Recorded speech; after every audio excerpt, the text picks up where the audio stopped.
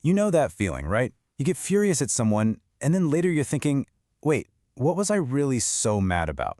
Well, there's a timeless Taoist parable that gets right to the heart of this, and it explains so much about how we can find a little more peace in a world that's, well, full of collisions. We're going to break down the story of the empty boat. Okay, so this story comes to us from the ancient philosopher Chuang Tzu, and it all starts with a super simple scene. A guy is just crossing a river in his little boat. Seems ordinary enough, right? But believe me, this moment is about to unpack a huge truth about where our anger really comes from.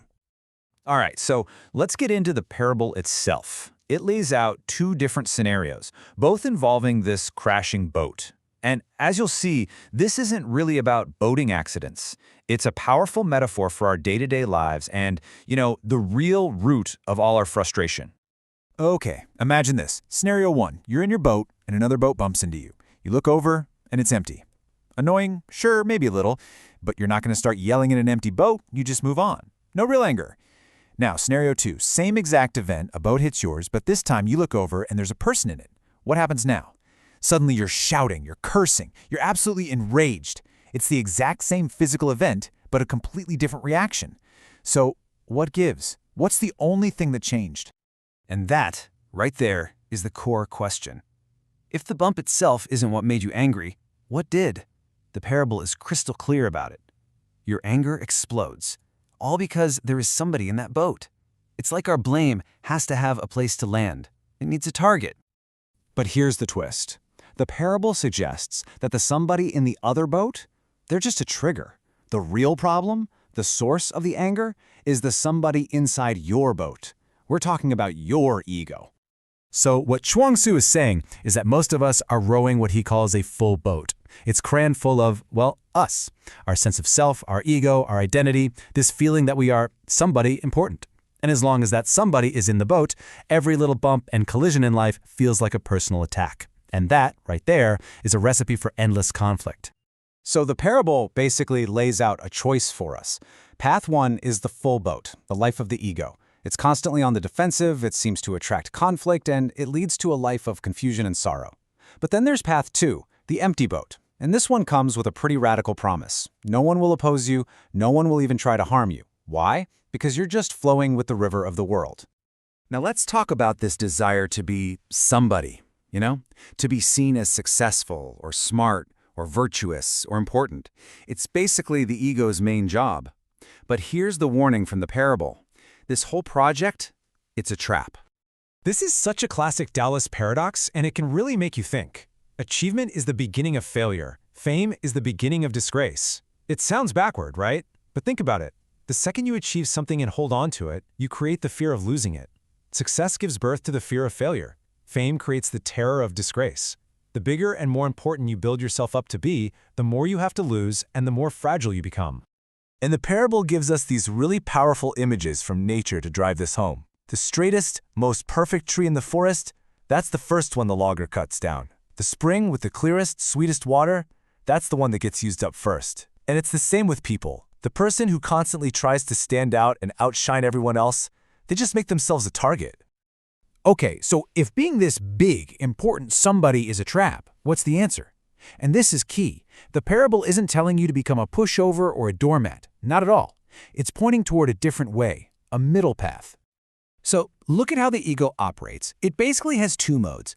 It either wants to be the one in charge, to rule over others, which the text says leads to confusion, or it lets itself be ruled by others, which leads to sorrow. The Taoist middle path is about steering clear of both of those extremes. You don't try to control others, and you don't let others control you. And this middle ground, this sweet spot, is called the land of the void. Now that might sound a little scary, but it's really a place where you're just not trying so hard. You're not trying to be the boss, and you're not playing the victim. You're neither master nor slave. And in that space, the ego just doesn't have anything to grab onto. It starts to dissolve. And that is where you find real freedom. So this all leads to what might be the ultimate goal here, becoming what Chuang Tzu calls a perfect man. And how do you do that? By becoming a true nobody. I know, that sounds completely backward to everything we're taught. So let's actually unpack what that means.